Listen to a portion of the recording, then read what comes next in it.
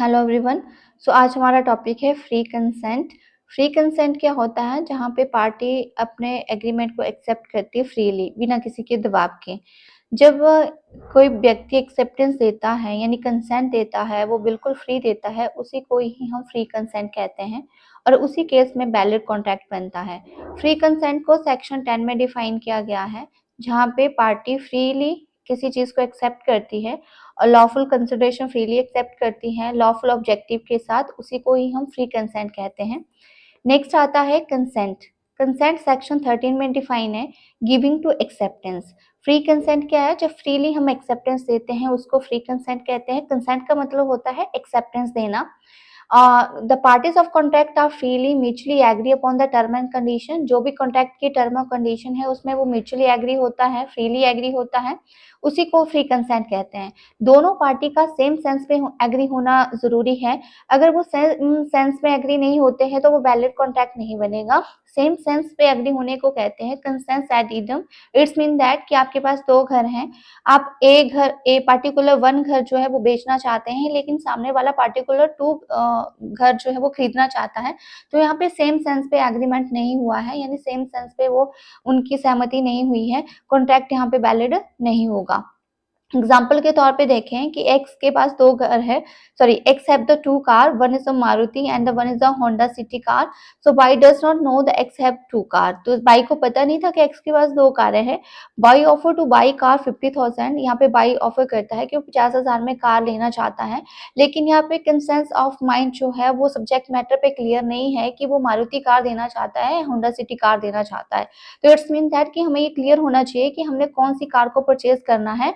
अगर वहाँ पे कंसेंट क्लियर नहीं है, सेंस क्लियर नहीं है, तो वाइड ऑफ इनिशियो जो है वो कॉन्ट्रैक्ट माना जाएगा। नेक्स्ट आता है आपका importance of the free consent, यानी फ्री कंसेंट क्यों जरूरी है।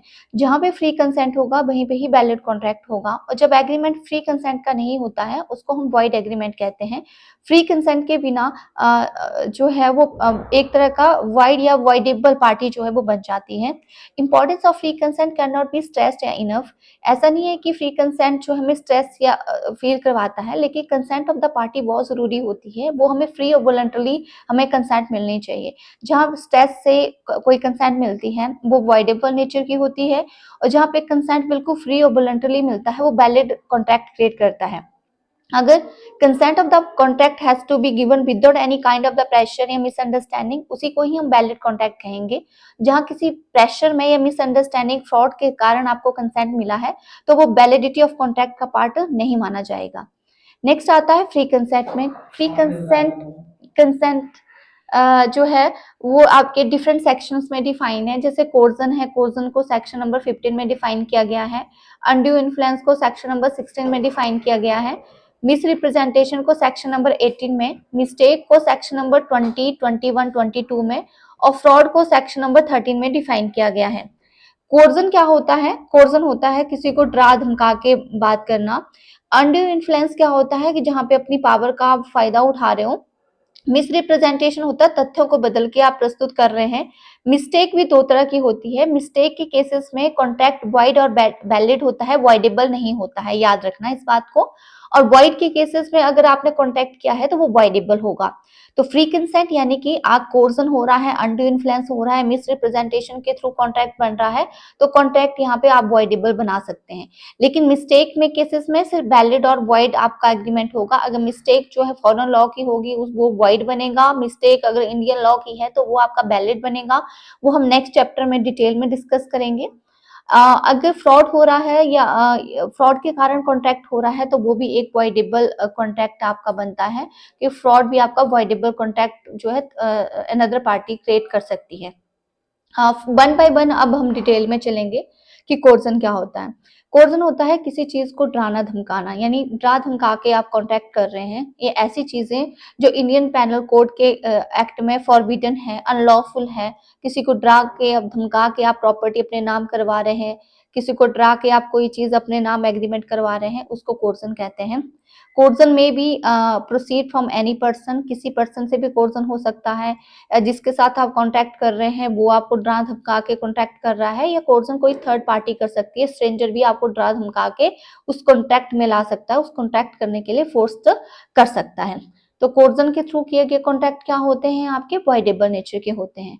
एग्जाम्पल के तौर पे समझते हैं, X say to buy, I shall not return the document of title related to your buy property unless you agree to sell your house to 5,000।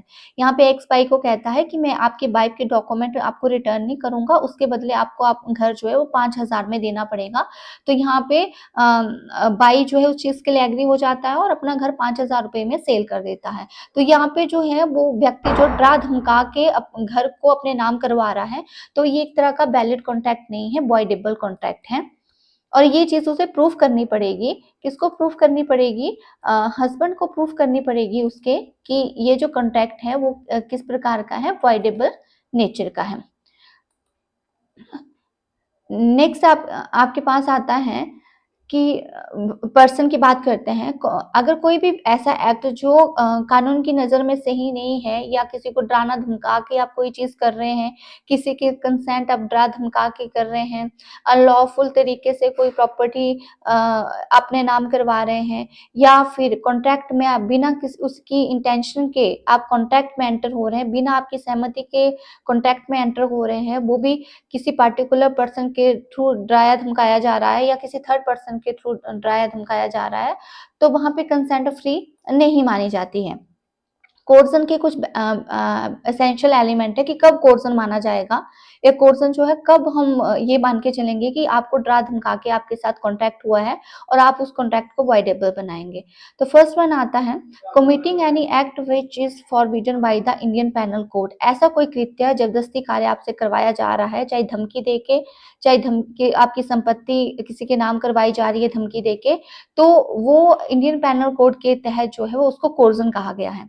When any person contracting party himself any third party on behalf commit any act to forbidden by Indian Penal Code, यानी कि आपको डरा धमका के चाहे सामने वाली party या फिर थर्ड पार्टी आपसे कोई कार्य करवा रही है जो आपकी कंसेंट के विरुद्ध नहीं है, तो वो कोर्सन होगा। For example, he kidnapped B's son and demand for his return. B agreed to pay the same amount. It means coercion has been applied. It's mean that आप किसी के बच्चे को किडनैप कर रहे हैं और उससे पैसे की डिमांड कर रहे हैं और कह रहे हैं कि वो प्रॉपर्टी वो बच्चा तभी देगा जब वो आप उसकी पेमेंट करोगे, तो इट्स मीन दैट वो वहां पे क्या है, कोर्सन है। सेकंड आता है आपका डराना धमकाना। अगर इंडियन पेनल कोड में क्या है, आप किसी को थ्रेट कर रहे हो, डरा रहे हो, और डराने के कारण जो है आप कोई चीज एग्रीमेंट कर रहे हो, तो उसको हम थ्रेटिंग कहेंगे। फॉर एग्जाम्पल के तौर पे, a threat to be he does not work on a form for fees 1,000 monthly. If we agree to do, it means that B consent has been caused by coercion.